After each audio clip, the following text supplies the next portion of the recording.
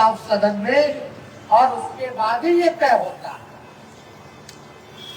इसका मतलब ये साफ था कि इनकी मंशा ही नहीं है कि किसी भी प्रकार से जो रिक्शा चलाने वाले लोग, जो नाला साफ करने वाले लोग हैं, जो दिहाड़ी मजदूर है, जो भूमिहीन है, जिसको खाने का ठिकाना नहीं, भीख मांगता है, वो लोग मुख्य धारा में आए।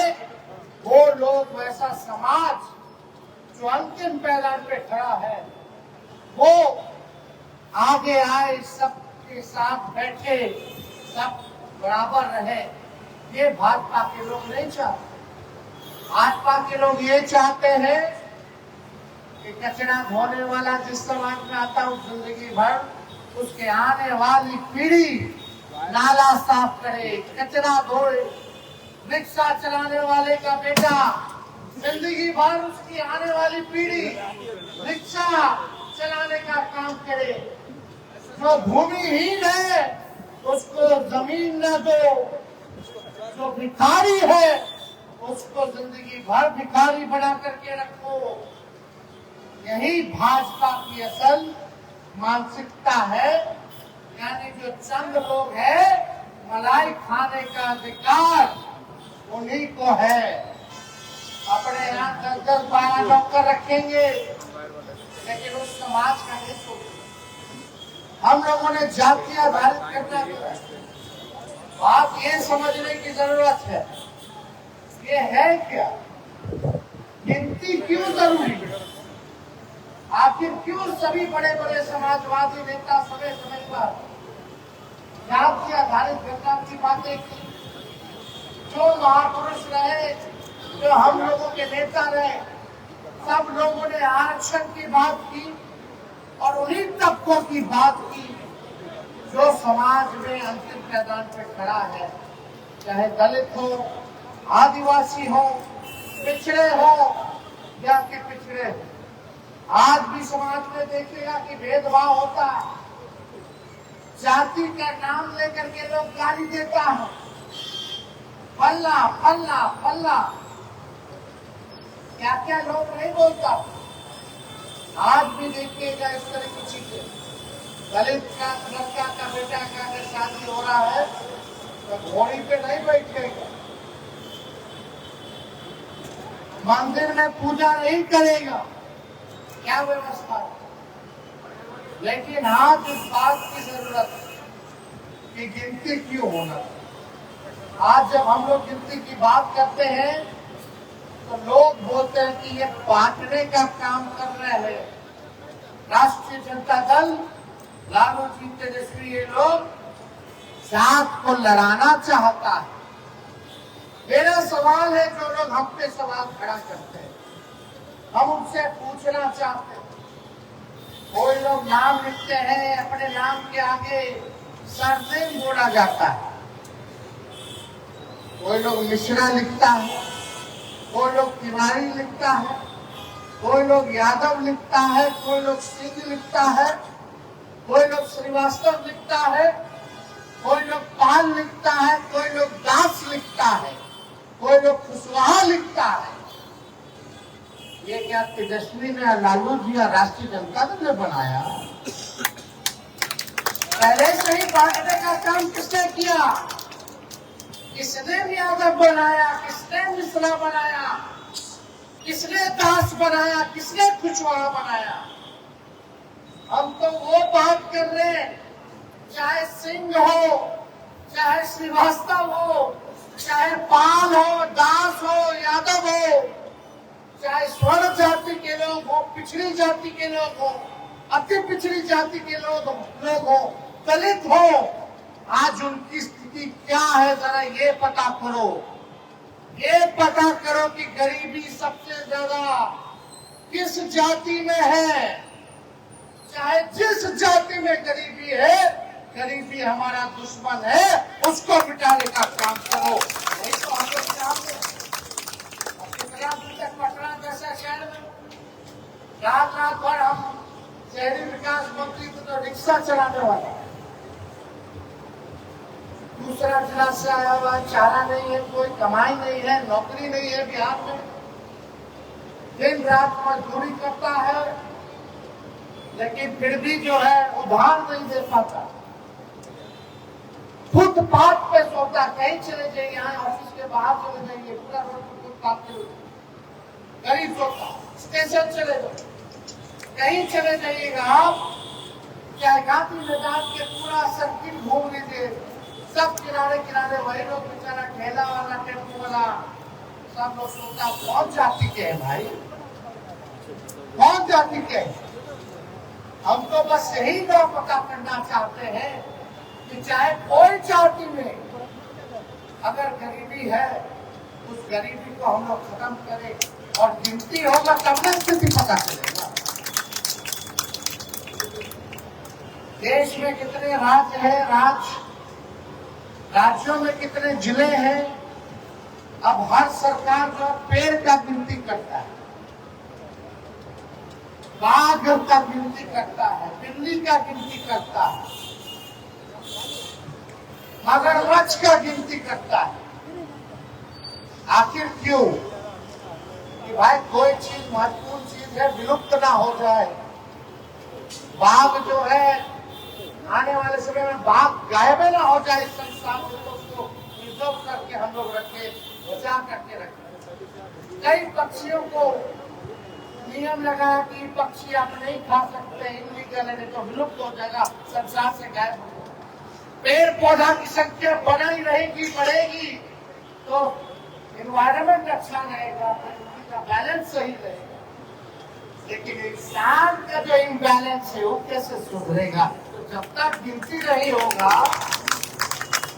जब तक पता नहीं चलेगा कि भाई गरीबी कौन है, गरीब कौन है, उसकी पढ़ाई लिखाई क्या हो, उसके पास अपना घर है कि नहीं है, उसको अपना नौकरी है कि नहीं है, तब तक कैसे पता चलेगा? इसीलिए हम लोग अपनी मांग रहे, लालू जी की मांग रहे कि भाई किसी भी कीमत पर हम लोग जो है गिनती कराएंगे, कौन जाति के कितने लोग हैं और उनकी स्थिति क्या है, उसी हिसाब से सरकार में जो लोग बैठेगा वो उसी हिसाब से उनके लिए योजना लाएगा, ताकि उनको मदद करे, उनको उठाने का काम करे।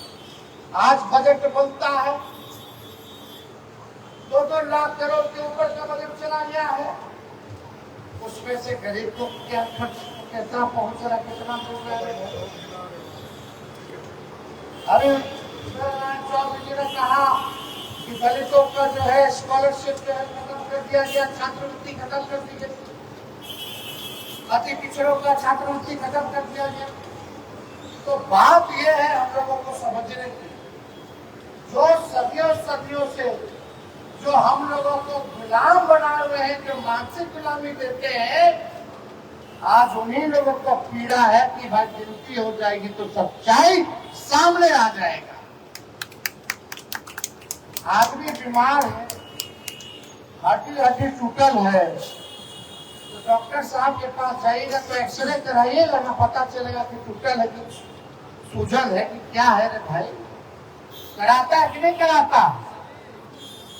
तो वही ना बीमारी जो हम लोगों में है, जो गरीबी, उसका सच्चाई पता कराने का एक्सरे मशीन है जातीय जनगणना। जब तक बीमारी का पता नहीं चलेगा, तब तक कैसे काम होगा, कैसे स्वस्थ रहेगा लोग, है कि नहीं? पेट में दर्द है, दे दीजिएगा सर दर्द का दवा, तो काम चलेगा।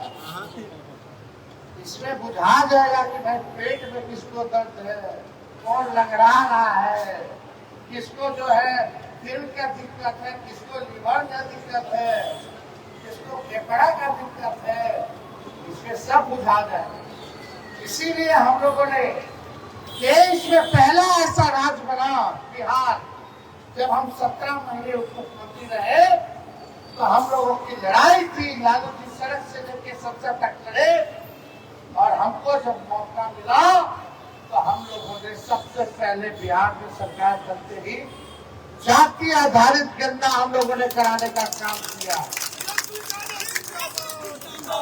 पता चला कि उच्च जाति के लोग इतने गरीब हैं, पिछड़े उनसे ज्यादा गरीब है, अति पिछड़े उनसे ज्यादा गरीब है, दलित उनसे ज्यादा गरीब है, अल्पसंख्यक गरीब है, और आदिवासी जो बिहार में है सबसे गरीब हमारे आदिवासी लोग है। ये सारा सच्चाई जो है उसमें पता चला। उसमें ये भी पता चला कौन लोग भूमिहीन है, कौन लोग बेरोजगार है, कौन लोग भीख मांगता है, कौन समाज का है। तो हम लोगों ने इसके बाद निर्णय लिया कि भाई ऐसे लोगों को सरकार, हम लोग नियम लाए, कानून बनाए कि जो बेरोजगार है उसको 2 लाख रुपया का हम लोग आर्थिक मदद करेंगे ताकि अपने पैर पे खड़ा हो जाए।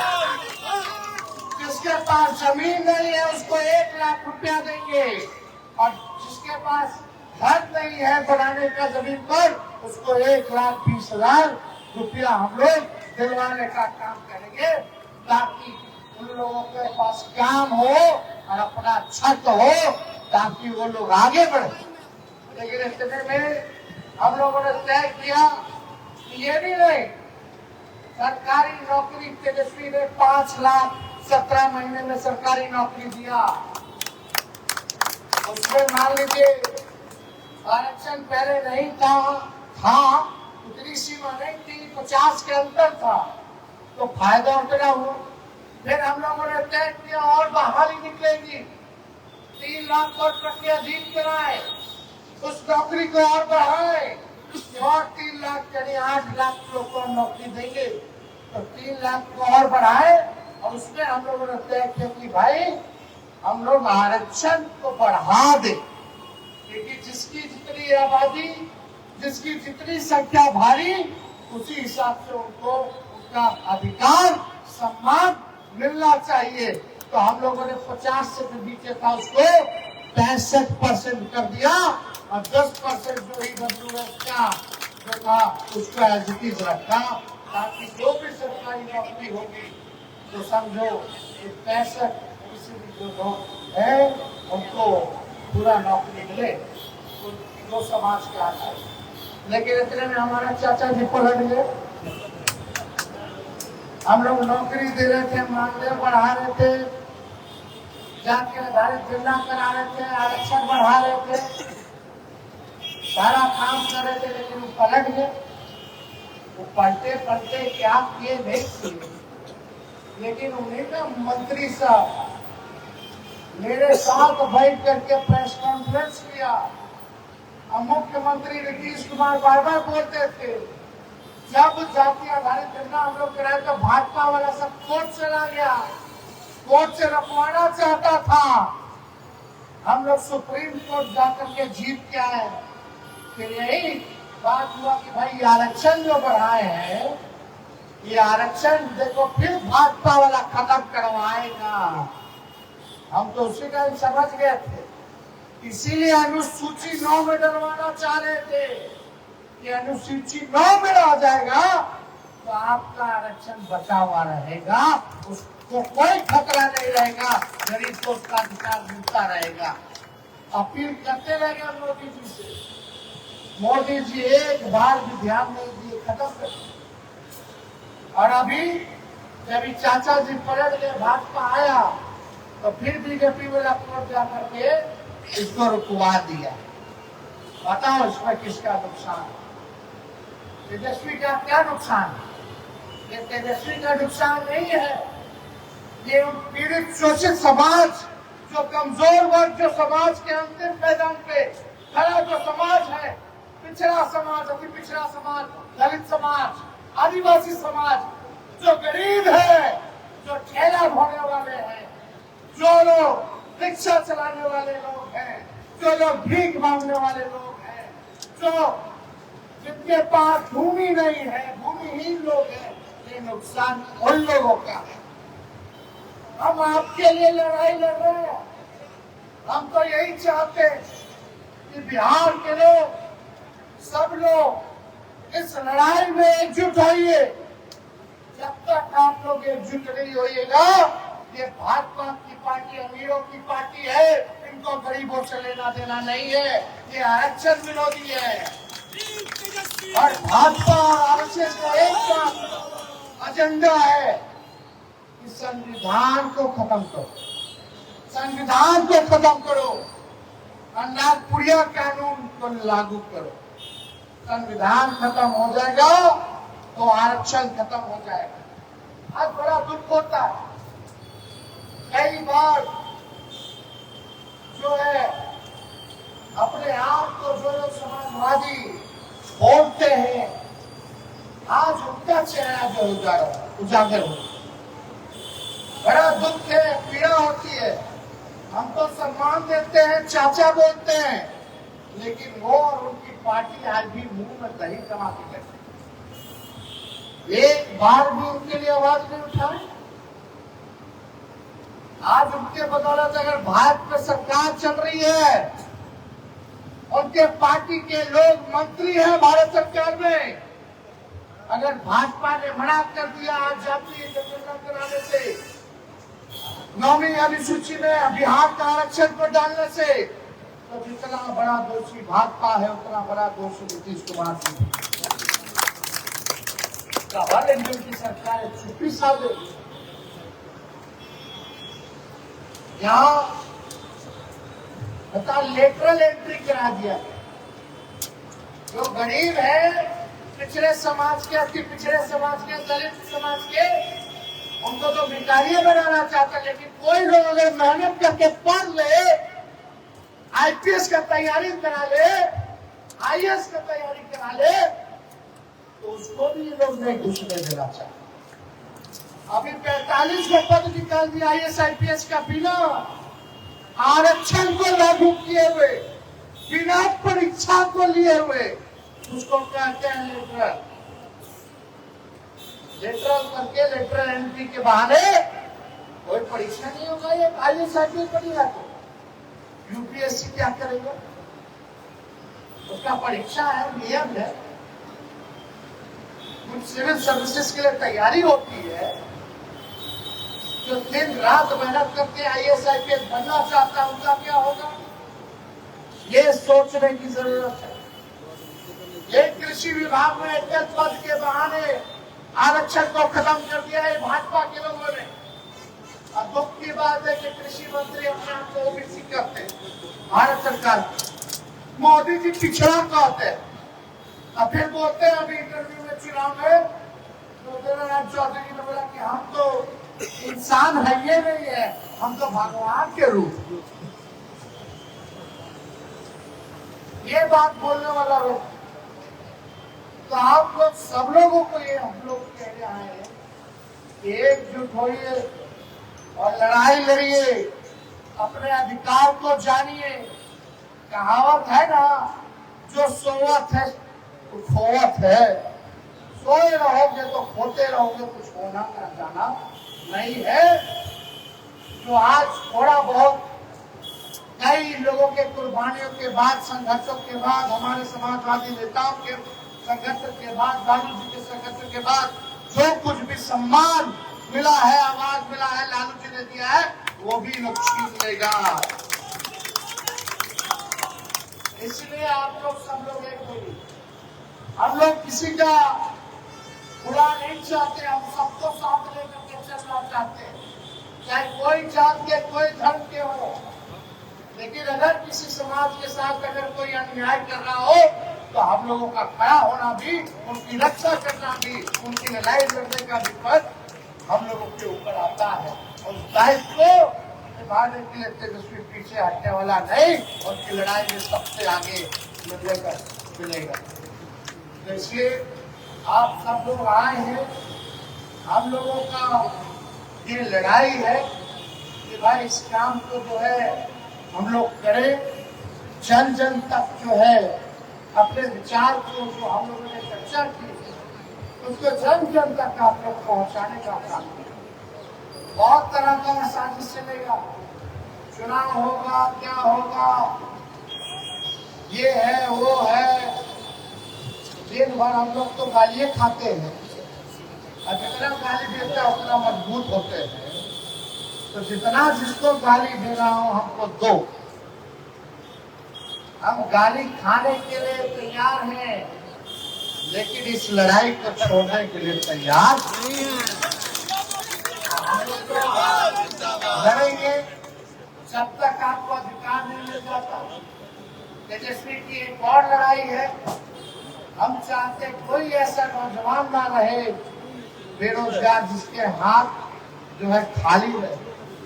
मेरी इच्छा है कि हर एक बेरोजगार को, हर एक नौजवान के हाथ में हम लोग काम देने का काम करें ताकि उसका घर बन जाए, उसका जीवन भविष्य सुधरे।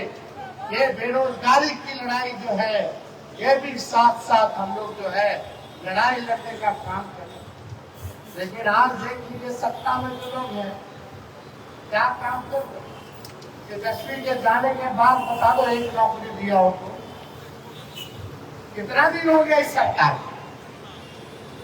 अब भाजपा के एगो ना दू गो डिप्टी सीएम, अरे एगो काम बता दो। तेजस्वी तो गिरा देगा, हम जो रहे काम गिराए हैं, लेकिन भाजपा के उप मुख्यमंत्री दो वो है, दोनों का एक एक कोई काम गिरा दे, जो एक काम किया हो बताओ, एक कोई काम किया हो भाजपा का उप मुख्यमंत्री। एक एक काम है कि दिन रात लालू जी को और हमको गाली देना। जाते जाते मेरे तो इन लोग पेपर लिख के आ गए। और क्या हमारे भाई पूरे पुलिया गिर रहा है कि नहीं? दिन रात हत्या लूट हो रहा है, जनप्रतिनिधियों की हत्या हो रही है, गोली मारा जा रहा, वेबसाइटों पर हमला हो रहा है। कोई सुनने वाला है? कोई देखने वाला है? बस इनको चुनाव जीतना है। चुनाव काहे जीतना है? आपके भलाई के लिए नहीं, बिहार की तरक्की के लिए नहीं, तो खुद बने रह जाए मलाई खाने के लिए, इसलिए चुनाव। हम लोग कितना सा विपक्ष में गए और तेजस्वी राजनीति में तब आए जब हम विपक्ष में थे। हम पे केस मुकदमा किया सब करने में लोग जो सांस को आज किस बात की, सच की जीत होती है, सच की जीत होती है। और आप भी देखिए कब से 17 से मुकदमा करना मेरे ऊपर क्या हो गया, और मजबूत हुए कि नहीं हुए। हर जगह झूठ दिखता नहीं, इसलिए आप सब लोगों से यही कहना है, ये लोग जो लोग सत्ता में जो आज गाली दे रहे हैं, आज हम लोग धरना प्रदर्शन कर रहे हैं, तो उनके जो लोग हैं, उस समय मंत्री थे, अभी कार्यकारी राष्ट्रीय अध्यक्ष बने हैं, वो शायद बोले हैं कि लोग नौटंकी कर रहा है। जो राष्ट्र कार्यकारी राष्ट्रीय अध्यक्ष है, वो तो मंत्री थे, जब हम मुख्यमंत्री थे वो मेरे साथ ना बैठ के प्रेस कॉन्फ्रेंस कर रहे थे। भाई मुख्यमंत्री जी के सब मंत्री सब मेरे साथ ना बैठ के प्रेस कॉन्फ्रेंस मेरे नेतृत्व में किया कि भारत सरकार को हम लोगों ने भेजा है 9वीं अनुसूची में डालो, और भारत सरकार जो है बेईमानी कर रहा, आरक्षण विरोधी है। वही लोग ना बोलते। हम जनता दल यूनाइटेड के लोगों से केवल एक सवाल पूछना चाहते हैं, अगर पत्रकार भाइयों इस सवाल का जवाब ले, चाहे वो कुछ भी बोले, एक सवाल का जवाब लेकर के आ जाना, पूछना कि वो लोग चाहते हैं कि नहीं चाहते हैं कि इस आरक्षण को 9वीं अनुसूची में डाला जाए या ना डाला जाए, हाँ या ना। जरा पूछना नीतीश बाबू से। नीतीश जी तो बोलेंगे नहीं कुछ, उनका तो अब बिहार से चल नहीं रहा, तो उनके पास आस पास सबसे बेचा सब बैठा हुआ है, वही बिहार चला रहा है, वही दिन रात पुल गिरा रहा है, पुलिया गिरा रहा है, ट्रेन की एक्सीडेंट करा रहा है, पेपर लीक करा रहा है। बिहार तो चले, लेकिन उन नेताओं से जो लोग एरिया लगा करके गाली देते हैं, दिन भर विकास मॉडल की दुआई देते हैं बिहार की, उनसे पूछो अनुसूची 9 में शामिल होना चाहिए कि नहीं होना चाहिए। और जब तेजस्वी जी प्रेस कॉन्फ्रेंस कर रहे थे सचिवालय में मंत्रिमंडल में, तो आप प्रेस कॉन्फ्रेंस में आप भी बैठ के बोले थे कि नहीं बोले थे? और अब क्या चाहते हैं, हाँ या ना? क्या जनता दल यूनाइटेड के लोग इस सवाल का जवाब दे सकते हैं? अगर हाँ, तो तुम तो भारत सरकार में भी हो, बिहार सरकार में भी हो, तुमको मांग क्या करना है? तुमको तो करना है। अभी तो नरेंद्र मोदी जी के नट्टी तो वही ना दबाए हुए हैं तो आने के लिए, वो हट जाएंगे तो भारत सरकार गिर ना जाएगा। तो काहे नहीं दिलवा देते हैं भाई? भारत सरकार नहीं बनी, मोदी जी फिर तीसरा बार बने प्रधानमंत्री, बोल रहे थे कि बिहार को नहीं देंगे विशेष राज्य का दर्जा। अरे बोले कि नहीं बोले? बोले। पार्लियामेंट में बोले कि नहीं बोले? बोलते हैं। कैसे मुख्यमंत्री है? 3 बार से प्रधानमंत्री नरेंद्र मोदी बन रहे और तीनों बार बिहार और गरीब सब लोगों की भूमिका है, पूरे बिहार की भूमिका है उनको प्रधानमंत्री बनाने में। लेकिन पूछो बिहार को क्या मिला है भाई? विशेष राज्य का दर्जा भी मना कर दिया, 9वीं अनुसूची में भी नहीं डालेंगे, आरक्षण को भी खत्म करेंगे, अल्पसंख्यकों पर वक्फ बोर्ड का कानून ला करके तरह तरह का जुर्म ढाया जा रहा है। लेकिन मुख्यमंत्री इसमें भी चुप रहेंगे। खाली चुप रहने के लिए मुख्यमंत्री बनाया गया, काम करने के लिए बनाया? मुख्यमंत्री राज्य का नेता होता है और राज्य के नेता से पूछो कि इस पे आपकी प्रतिक्रिया क्या है, राय क्या है? अगर नहीं दे सकता तो किस बात का देता? ये जवाब देना चाहिए। क्या राय है अगर नीतीश कुमार जी में हिम्मत, क्या प्रेस कॉन्फ्रेंस बुला करके या जनता से संवाद करके वो मोदी जी को कहेंगे कि अनुसूची 9 में डालो बिहार का रक्षा? हम भी देखते हैं कौन कितने खाद कितने पानी में है। तो बोले ना बोले, लेकिन इस लड़ाई को किसी भी कीमत पे, चाहे भारत सरकार हो या प्रधानमंत्री को घुटने पे टेकाना पड़े, हम लोग टेकाने का काम करेंगे। लेकिन किसी भी कीमत पर पूरे देश में जाति जनगणना करवाने का काम करवाएंगे और बिहार के आरक्षण को 9वीं सूची में डालने का काम। लेकिन इसमें बस आप लोगों का साथ चाहिए। हम पूछना चाहते हैं, हाथ उठा के बताइए, आप लोगों का साथ मिलेगा कि नहीं मिलेगा? लड़ाई लगेगा ना, साथ मिलेगा ना, तो यहीं से हल्ला बोला जाएगा, अपना अधिकार लिया जाएगा। सम्मान की बात है, गरीब की बात है, बिहार की तरक्की की बात है। इसलिए चंद शब्दों के साथ हम अपने भारत को विराम देते हैं। आप सब लोगों को अपना दिल से धन्यवाद और बधाई देते हैं। जय हिंद, जय बिहार।